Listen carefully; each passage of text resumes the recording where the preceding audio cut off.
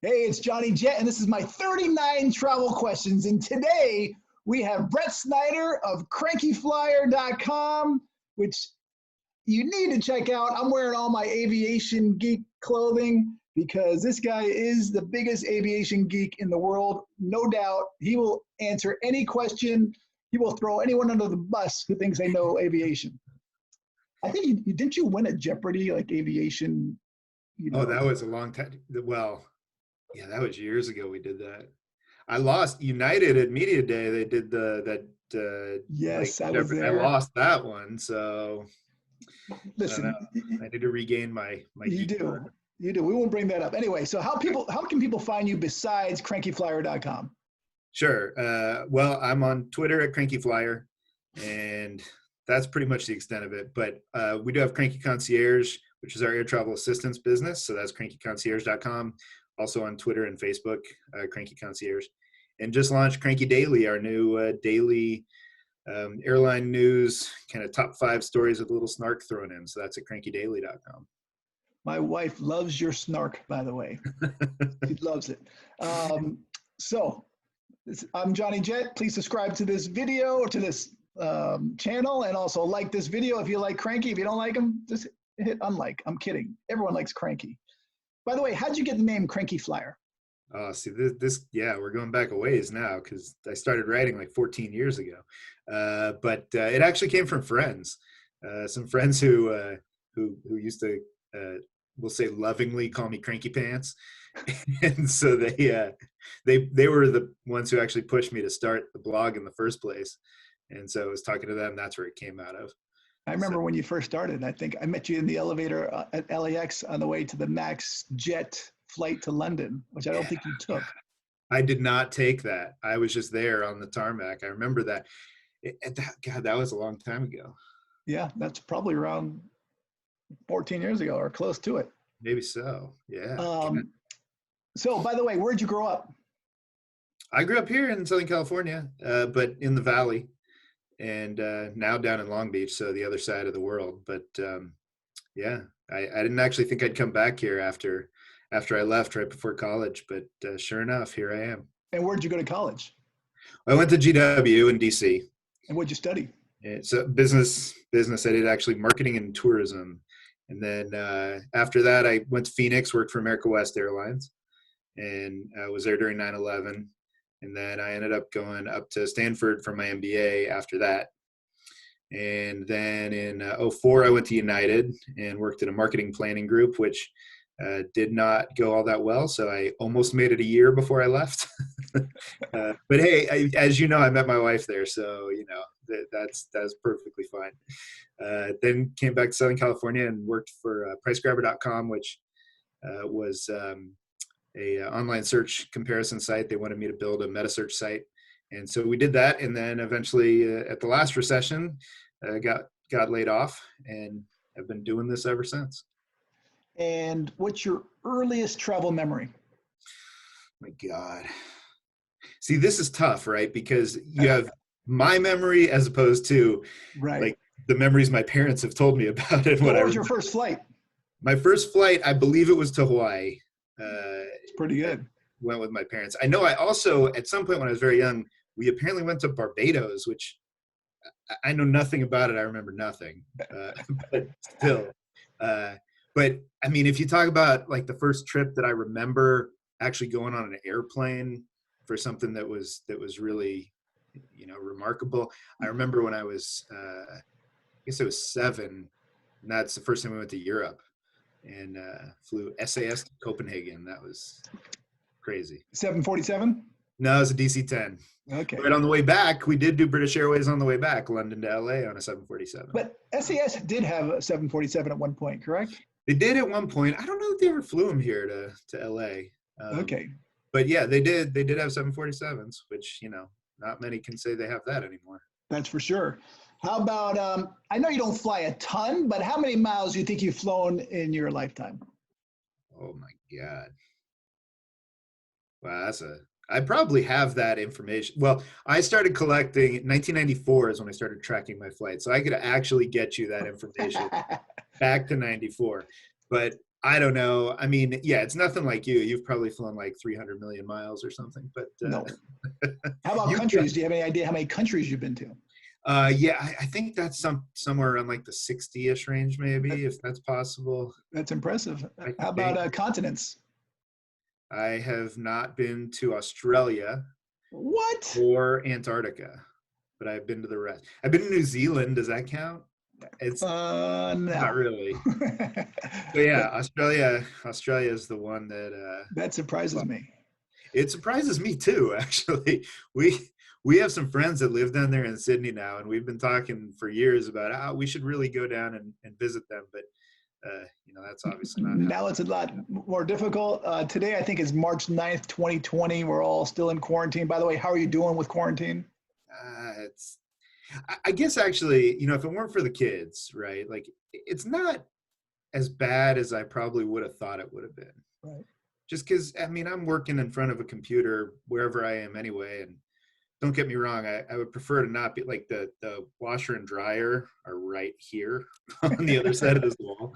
So I would rather be back in my office, but um, I don't know. It's not, you do feel cooped up. Like I'd love to go out and get a beer and see friends, but um, it's probably not as horrendous as I probably expected it would be 2 months ago. Although you did not go to a barber, which I saw on Twitter. You took it into your Hey, own hands. it's true. Look, it's grown back in pretty good though. It's That's why I'm wearing a hat. I actually thought about doing it. oh, you And, should have. but this is what I would end up looking like Mr. Clean. Looks good, man. I actually shaved, after seeing you do it, I did shave my sides, And that was but it. I'm afraid to do anything else. I'm I about don't to have know. a ponytail. I'm definitely getting into the awkward, like growing in weird, like spiky porcupine thing. But then again, what do I care? Hey, you're stay at home. So do you have a Yeah. favorite American city City, huh? Is besides this like, Los Angeles? yeah, is this to visit, you mean? Yeah. Specifically? Yeah. I mean, if All we're right. talking about a city, Yep. I mean, And you can say place, doesn't matter. well, if we're talking about a place, it's Hawaii in general. Right. But that's not a city. I mean, I like Honolulu. Honolulu. I do like Honolulu, but I don't think I'd say that's my favorite city. I mean, I like, I spent my college years there, but DC is fun to visit. There's just a lot to see, like so many museums, and it's a great walkable city, all that. I love Chicago, and I live there too. Not for half the year, but I love it the rest of the time. How about internationally? I love London. That is, I mean, it's a great place, right? But I know my wife loves Paris. I love London. I could go to London anytime. You know what? My wife loves Paris, and I love London too. But I do love Paris, but I think I would prefer Sure. London over Paris.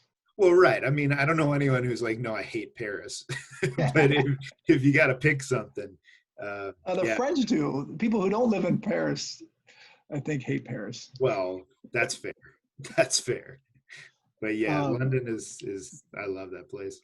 Yeah, they say that people aren't the friendliest in Paris, but I never had any problems. But speaking of friendly, where do you think the friendliest people in the world are?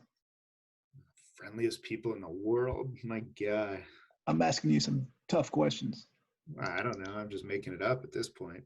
All right. Probably like the South Pacific, right? I don't know. I do think Fiji, the outer islands of Fiji, are the friendliest. That's my answer. I mean, I haven't been to the outer islands of Fiji. That needs to be on my list, but it seems like, that's probably a pretty friendly place. Yeah. I don't know. How about which country has the meanest immigration officers? The meanest immigration officers. Hey, if you never encountered them, you can just say I'm none. I guess it depends on if you're bribing them or not, because that might change the opinion there. I don't know. I find the UK actually is maybe the most indifferent immigration officers. But I don't know. I definitely had a quite an experience in Cuba about 20 years ago that scared the living crap out of me. Yeah, what happened? Well, I made the mistake. So this is back before the rules were loosened up, right? So we went on a humanitarian mission, This was when I was in business school and went with some of my classmates. And so at the time to get the visa, we just worked with this, I think it was an AIDS mission that said, okay, we need supplies, so come bring the supplies. So we got a bunch of supplies and we brought them down. And I'm the idiot who didn't realize what powdered milk might look like. And in my luggage, the box broke. And so it was just this like bag of white powder. And so this like military dude pulls me in to this questioning room, and no one will speak English. Fortunately, I speak Spanish enough that I can, have conversations, but I'm still really worried about this because, Cuban Spanish might be different than what I learned, and I don't want to say the wrong thing. So I just keep getting people yelling at me like, what is this? What is this? And I just, leche, leche, leche. Like, please don't hurt me.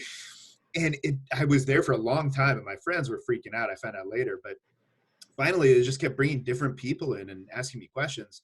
And this big dude, like decorated dude, just walks in finally, and he looks at me and is like, okay. And they let me go. But how long did it take, you think? I think it was probably like an hour. I don't know. Wow. I mean, it wasn't like a 10-hour saga of doom Right. here, but I have rarely, if ever, been that scared in my life. That was quite the start to a trip there. Is there any place you have no desire to go to besides back to Cuba? Well, I don't say I have no desire to go back to Cuba, by the way. I'm kidding. But to me, I don't think it's necessarily any place that I say I have no desire to go there. It's just a matter of ranking. So, there are places that are further down the list. I know places that will shock and appall people, like India has never been high on the list for me. Wow. And people have told me that I'm an idiot and I'm missing so much. And I understand that, but ultimately you have to rank things, right? But India's never been that high, for example. You got to go to India sometime. I know, and I'm sure, it'll be someplace I want to go that's on the list for sure. But it's just when I'm looking at rankings, it's not at the top. I gotcha. How about, let's talk of things that you really love and know about. What's your favorite aircraft type? Okay. I mean, 747. I'm going to guess 747. Right. If you're talking currently flying, the 747, that kind of current era of jetliners, that is just a spectacular airplane. But if we're talking about things that have passed us by, the 727 was a great airplane. I love that airplane. Did you ever fly the Concorde? I did. In what was that? 03? How was that? So cool. I mean, so this was back after it had returned to service, and British Airways was offering employees and other airline employees and stuff, they would offer them deals. So I flew over out of LA. To New York? No, I flew over from LA to London. Okay. And then on the way back, I did London to New York on BA 001. And man, it was a trip. I mean, I think the thing that's so amazing is you're so high, and it looks different up there, but also I have a friend who's a pilot who was flying across the Atlantic that day, and he said they had the seatbelt sign on the whole time. And here we are 3 hours way up at 55,000 feet or whatever, just nothing at all, just a beautiful fly.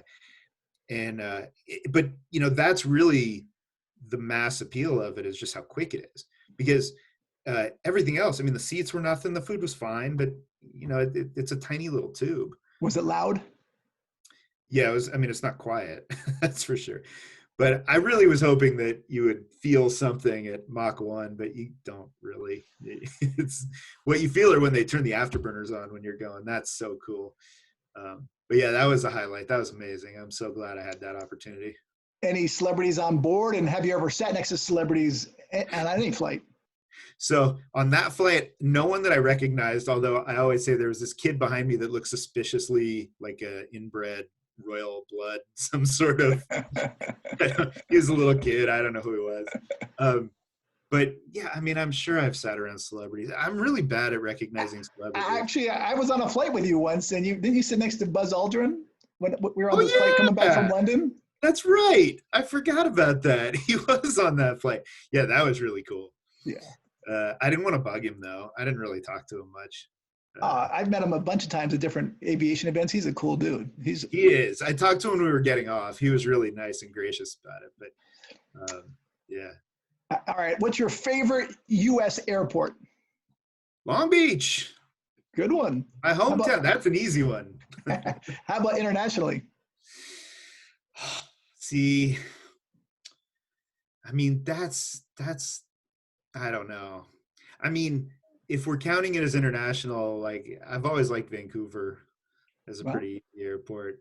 I know it doesn't sound as no. I mean, I love their jet bridges. You know, they have the glass jet bridges and the totem poles. Yeah, those are great. I mean, but there's so many airports that are cool. Like I think like Copenhagen is a cool airport. You know, so many of those. But and then any Asian airport, I swear, is like Incheon that's just such a cool airport. So much to do, keep you busy. I'm with you. How about a favorite airport lounge? So I don't actually care about lounges all that much. Really? I don't. I really don't. I mean, it's fine, like if I'm going to get work done, but I'm fine anywhere. Like last time I was in London, I just sat down at a pub in Terminal 2 and worked from there. Like I didn't really care.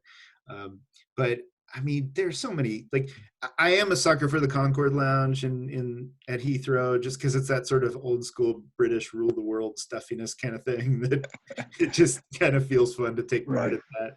Last time I was there was some guy who was very clearly an African like dictator of some sort. It was, I mean, there's something that has to be said about that. But you know, you can talk about like the Lufthansa first class lounge in Frankfurt or the terminal, which is just silly. But to me, all this stuff is just kind of silly. I don't really care that much. All right. So how about which airport or place has the best plane spotting? Oh, it's our backyard, man. LAX. I'm with you, dude. Come on, Dorkfest. Maybe we'll have a shot this year in September, but I'm not feeling all that confident. Yeah, let's hope so. What date do you have, by the way, for that? It's September, God, what is that Saturday? The 12th, I think it is, right? I have no idea. I think it's the 12th. But whatever that Saturday is, that is the date we're currently doing it. But as you know, it's come out to the park across from In-N-Out, grab a burger, watch airplanes. There's no real organization to it. Like we've done some other things the last couple of years, but this year, I don't think we're going to do anything. We'll just say, hey, maybe we'll have a chance to get together, maybe not. But bring a mask. Bring a mask if we do, for sure. Yeah. But we'll see. But yeah, I mean, the variety at LAX is just so great, and that spot is so good to watch airplanes from. It's really hard to beat it. I love it. By the way, do you like the Proud Bird area? I mean, it's not as good, but I like the food. I do too. I like the Proud Bird. I used to like it when it was the old white tablecloth stuff, even though it was past its time. Yeah. But yeah, it is good on that side. You don't get the same, like you don't get the A380s over there. So, you know, it's not necessarily as cool, but it's still, yeah, it's a great place for spotting. And it's a great place for a drink out on the patio there. For sure. How about hotels? Do you have a favorite hotel? Like chain or? No, just single hotel. Single hotel. Oh. So this is something that's funny because I have this debate with my wife a lot, right? I'm fine. You throw me at a Courtyard or something, I don't care. That's fine. Hampton Inn, great. She's much more like, I like the fancy. Like she wants it to be really nice. And I will say last year we had the chance to do 2 nights at the Four Seasons Lanai, the one on Manele. And that was pretty spectacular. For sure. And the thing I think I liked the most was different than what she liked the most. She likes the spa and the relaxation, but they do a really good, but they do a great job of like integrating local things into it and giving you local experiences, which is what really grabbed me. So, you know, I'm not one to care all that much about hotels, but that was pretty cool.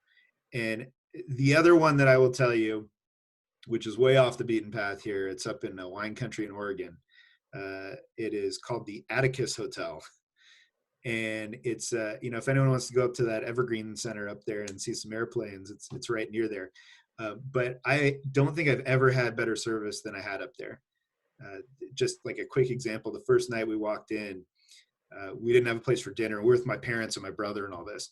And she said, "Oh, I know this is a perfect place you should go tonight." And this is for a wedding. We were there. So that first night was the only night we had free. And she said, "Oh, they're not answering the phone. Hold on. I'm going to just go run over there." And so she like did that. And by the end of the time, I swear you felt like you were best friends with these guys. It was really a unique experience at a out of the way kind of place. McMinnville, Oregon over there. That's awesome. By the way, speaking of aviation museums, do you have a favorite one? I mean, the flight path is great here, but the National Air and Space Museum in DC, that's a great spot. The one on the mall or the one out by the airport? Yes, they're all great. They are. I mean, I love them all. Yeah, it's hard for me to say that. I mean, you can go up to Seattle too. Like, there's just some killer stuff up there. I don't know, C.R. Smith Museum, the Delta Museum. There's so many awesome museums. I can't pick a favorite on those. And do you have like a mini museum in your house? Not so much anymore. Okay. I do have one room where I still have some of my stuff. Planes. Yeah, models mostly, and some photos and things like that. But yeah, my son yesterday is like, "Can I play with this plane, Daddy?" I'm like, "Oh yes, just be careful." Yeah, right. Oh, I have so many airplanes that are missing winglets and gear now, just from the kids, like all the carnage. Yeah. So I know you don't care much about airport lounges, but do you have a favorite travel credit card, or do you not care about those either? No, I mean, I'm gonna earn something when I do it, right? So, my general go-to these days is the Sapphire Preferred. It's just a good, solid card, and since I don't care about the lounges and stuff, I don't really care about the Reserve or any of the fancy pants cards. None of those really do much for me. But the Preferred has been really good for what I do. I used to love the Starwood Amex. Rest in peace, Starwood. I was a brand ambassador of that card. Oh man, but yeah, when they devalued that, it just kind of killed it. Yeah, that hurt.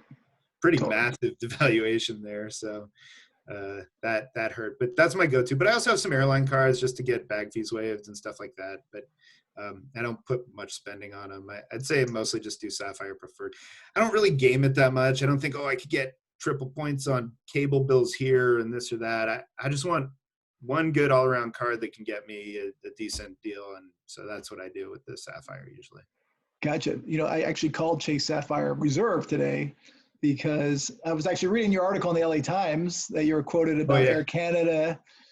I've had the same problem with Air Canada. They will not refund me. Yep. We have a flight in 2 weeks. They canceled the flight. And they're like, "Sorry," even though the DOT states that they have to refund it because we were flying Toronto to New York. It's, to or from or within the United States. It doesn't matter what carrier they are. Yep. So, I sent them emails. I tweeted them. So today I called and got a chargeback. And we'll see how that goes. I'm like, you know what? But anyway.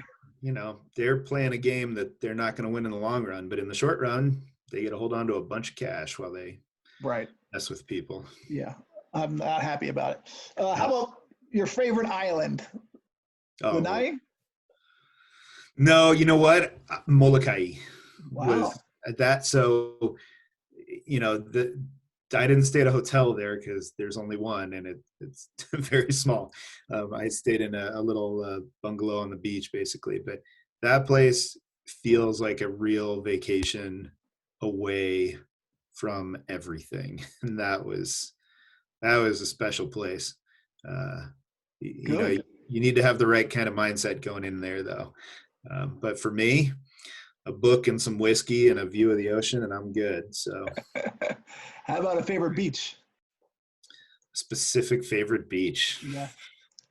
I mean, I'm sure it's still going to be in Hawaii. It is the western side of Molokai, and the name is escaping me right now of that beach, but it's this incredible crescent of white sand, which is deserted and beautiful. But I'm a sucker for South Maui beaches too. Kamaole's. I grew up going to the Kamaole beaches, like right on Kamaole 1 there, and then Wailea. Those are spectacular as well. Or McKenna, big down there. Yeah, I don't know. That's hard to pick one. I mean, It is. any, I any understand. beach that's I might have nice. to scratch that question in the future. But how about favorite restaurant? If you go anywhere in the world right now, where would you eat? Oh, fuck. In-N-Out Burger, LAX. I mean, that's a little too easy, right? I need to- oh man, I don't know. Duke's Waikiki. No, that's not. I love Duke's.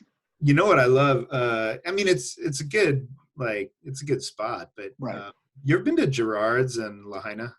A Actually, French place. I don't know. I don't think I've been. I heard of it.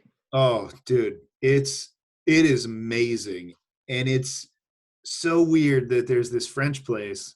It's basically this French chef who just, I don't know, 20 years ago moved to Maui or something, and has had this place for years. It is pretty amazing. It's a great atmosphere just on this kind of patio, or lanai as it is. Well, there's one in it's- Waikiki too, Chef Mavro. He's yeah, world-renowned French chef, but it's different name. right. Yeah. But I don't know. I have trouble picking one restaurant. That's a tough one. I got you. How about your favorite food then? Sorry about my dog snorting in the That's background. okay. She's making herself comfortable. Let's see. My favorite food, like type of cuisine. I mean, Yep. like If you're American on death food, row and they're going to say you get one last meal, what are you going to get? it's gonna be dollar Chinese. I know. I'm that guy. But Wow. look, I mean, I realize it's not true Chinese. It's American Chinese, right? I love it. I love just, that kind of cheap Chinese stuff. I'll eat anywhere. My wife is horrified by this. But You and I are similar in a lot of ways, by the way. And my wife and yours would get along. it sounds like it. They need to go on vacation together. Yeah. How about what's the craziest thing you've ever eaten? This is my last food question. Okay, good. I don't remember what it was, but it was in Korea and it was moving. That's enough. I don't remember what you remember Ashley at Korean Air? Yes. So Ashley took me over there several years ago when I went there, and I was like, just order for me. And I was like, oh, okay. That was your first mistake. No, it's fine. She's never steered me wrong, man. She's taken me out up in Koreatown here, and she has never steered me wrong. It wasn't bad. I don't know. I'm fairly adventurous with eating stuff as long as it's not going to kill me. That's a general rule. How about what's your drink of choice on the ground and in the air? Well, I just drink scotch usually. But if you're talking about like fruity drink of choice or something, any drink. Scotch is my drink of choice. But if we're talking in the air, like non-alcoholic, then I fall into the legion of ginger ale supporters up there. Okay. We're down to just a few more questions. All right. Travel movie. You have a favorite that inspired you to travel? That inspired me to travel. Mine was Crocodile Dundee. Others have said like Raiders of the Lost Ark. That's awesome. That's a great question. Oh man, because people always ask me like your favorite aviation movie, but that's totally different. Airplane. Of course, I mean, there's a long list, right? But right. I don't know. I would say, as odd as it may be, like any number of different baseball movies, because I love baseball. Me so too. It doesn't make you want to travel internationally, but it makes you want to go and see all the stadiums and do all that kind of stuff. Bull Durham. I love Bull Durham. Well, that's a great movie. I mean, they all are. Like, I've been watching Korean baseball right now, man. I'm that desperate for baseball, which actually is not that bad. It's kind of fun. But when I went over to Japan, I made sure that we had to see a game when I was there. Like, how is that, by the way? Oh, it's amazing seeing a game in Japan. I want to do that, dude. It's like you've been dropped into an alien world where you understand the game, but it's all just different enough that you're confused.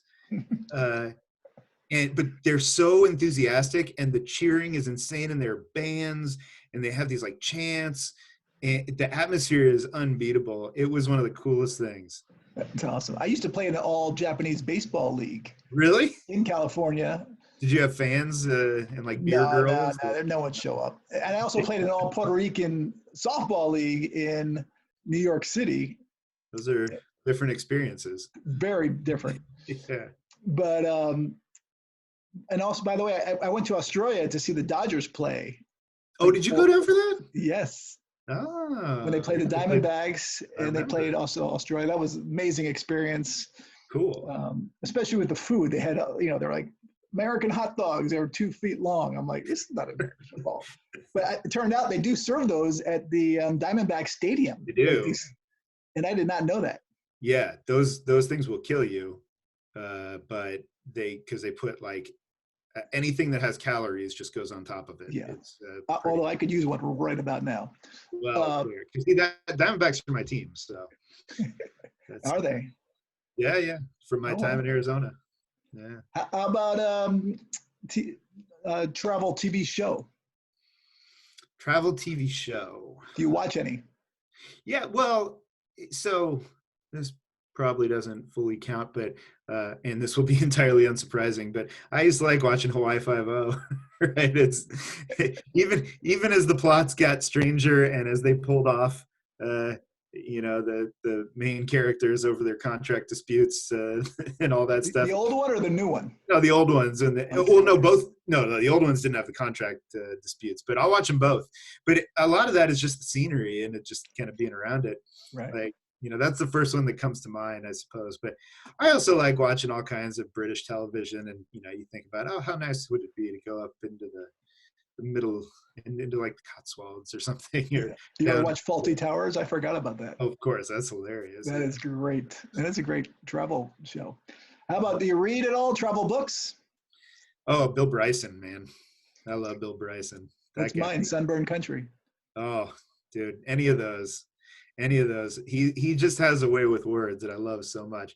And I should say, I don't know if this is your next question, but while we're at it, when I was a kid, in the LA Times travel section, I saw a feature on the Socha River in Slovenia, which is kind of on the western edge near Italy and used to be part of Italy, depending upon your favorite war.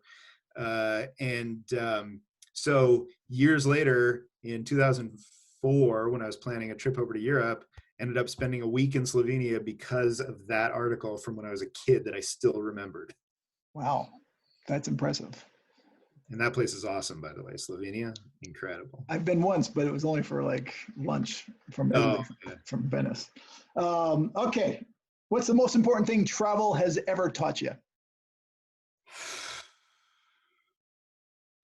I guess it's the importance of knowing how small you are in the world, if that makes any sense. I think it's very easy to get complacent being in your home, in your hometown. Everything seems like this is the way it is everywhere. But then once you travel and you realize that you go to faraway lands and see that what you experience is just a speck of what the rest of the world experiences. Gotcha. And I think it helps to put you in the right mindset, in the right place, knowing that you're a part of something huge, and you're a small fish in a big pond, not a big fish in a small pond. Right. Do you have a worst travel moment? A worst travel moment, I guess, including the Cuba interrogation. I guess that would be it. That was not a good one. Or there's one that I do remember particularly scarring me as a kid when my brother spilled milk all over me in the middle of Washington, D.C., and I had to walk back looking like I peed myself.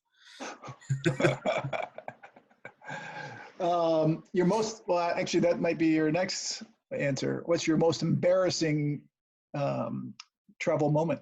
Oh yeah, that would be it. If that had happened today, it wouldn't be as embarrassing. But when you're a little kid, this is like just the worst thing. And I remember we had to walk back far to our hotel, and I'm just like, this is the worst. But all right, 2 questions. What's your dream destination? My dream destination. Well, I feel like I need to put Australia on the list now, right? It sounds it sounds like that needs to be up top there. And you did the milk run once, don't you? You want to do the Guam one? Yeah, the island hopper. Have you done that one? I have not done the island hopper. I would like to do that. It's, too. I don't know, it's a little bit different than the milk run. The milk run, you know, you can stop in any of these places and you can stay if you want, and it really feels different, but the purpose is the same. So Explain the milk run, by the way, real quick. Sure. So there are a few different versions of it, but Alaska, in the panhandle, the southeast of the state, they're responsible for bringing a lot of the supplies to these small communities. And so what they do is they have airplanes that basically between Anchorage, Juneau, and Seattle that stop in a whole bunch of different towns along the way. So the one I did was Anchorage, Cordova, Yakutat, Juneau, stayed overnight in Juneau, and then Juneau, where the hell did we go? Oh, we went to Wrangell and Petersburg and Ketchikan, and then down to Seattle. My dog is really just not sitting still here. That's all right. So it's a trip because when I did it, it was a combi airplane, so it's half seats and half cargo, and they don't do that anymore. But they still carry people and goods even on the passenger planes, and it's really neat. So the island hopper would be another cool one to do. Right. All right. My last question: what's your best travel tip? I suppose my best travel tip is to just bring your patience, because things go wrong. Do you hear that? What? Do you hear that? It's like it sounds like someone's coming into our session. No, I didn't hear anything. It was weird. Is it still there? I can. No. All right. It almost sounded like a CB radio. I was like, oh, weird. So yeah, I mean, my best travel tip is to bring your patience. Things can go wrong. Even if they go right, it still may not be what you're used to. And if you have patience, you have some extra time, you're not too worried about it, then you're going to probably have a better time. Good one. All right. Well, Brett, thank you so much for taking the time. You can find him at crankyflier.com. All his social media handles are Cranky Flier. Definitely follow him. Subscribe to this video, to this channel, and like it. And see you next time. Thanks, JJ. Thank you.